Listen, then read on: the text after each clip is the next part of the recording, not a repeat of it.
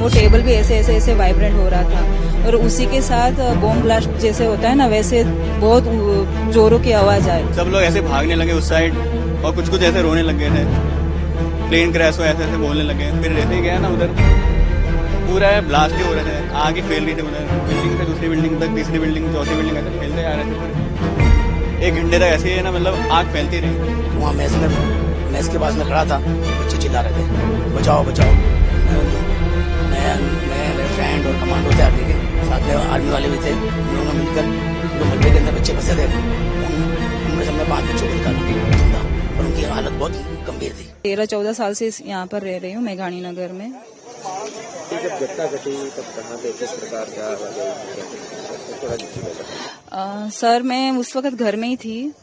मतलब जो डेली हमारा काम होता है वैसे हम काम कर रहे थे, जो डेली रूटीन हमारा जो काम होता है वैसे काम कर रहे थे। फिर अचानक से 1:30 बजे के आसपास ना, एक 1:30 या उसके आसपास ही एक तीखा सा आवाज आया, बहुत तेज आवाज आया। ऐसे तो हमें सुनने की आदत है, पर उस समय ऐसा था ना कि मानो कि बस कान के पर्दे फट जाए, ऐसे उस तरह की आवाज आ रही थी।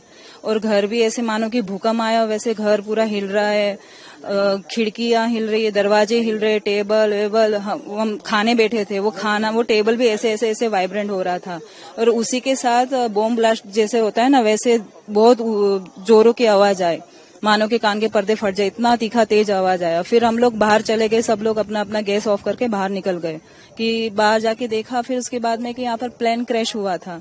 पहले तो कुछ समझ में नहीं आया कि ये फ्लाइट है, पैसेंजर है, या फिर आतंकवादियों ने हमला किया, क्योंकि अभी बीच में भी ये पाकिस्तानियों का वॉर चल ही रहा था, भारत पाक का।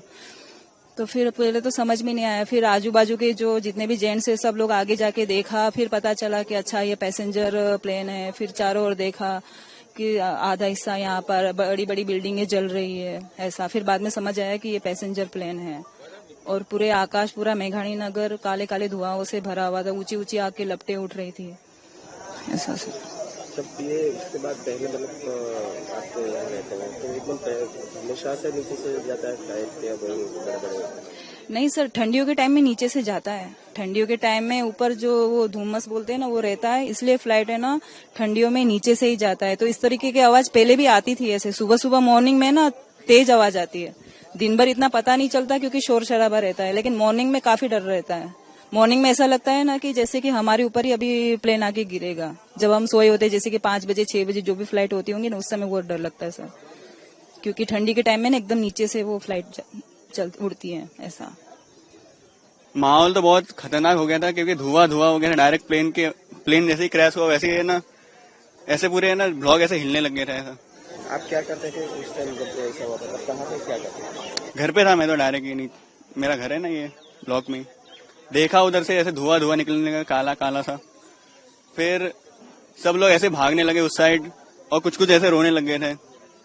प्लेन क्रैश हो ऐसे ऐसे बोलने लगे। फिर जैसे ही गया ना उधर पूरा ब्लास्ट ही हो रहे थे, आगे फैल रही थी उधर, बिल्डिंग से दूसरी बिल्डिंग तक, तीसरी बिल्डिंग, चौथी बिल्डिंग ऐसे फैलते जा रहे थे। फिर 1 घंटे तक ऐसे ही है ना, मतलब आग फैलती रही। आपको क्या मतलब कैसी, जब आवाज कैसी थी तब आपको क्या लगा?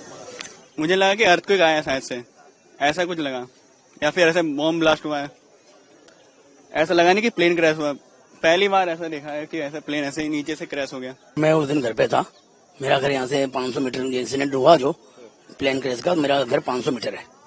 तो मैं खाना खा रहा था वो टाइम पे, तो अचानक मैंने एक निवाला खाया होगा, तो मेरे को धड़ाम से आवाज आई, तो दरवाजा मेरा टकराया दीवार से।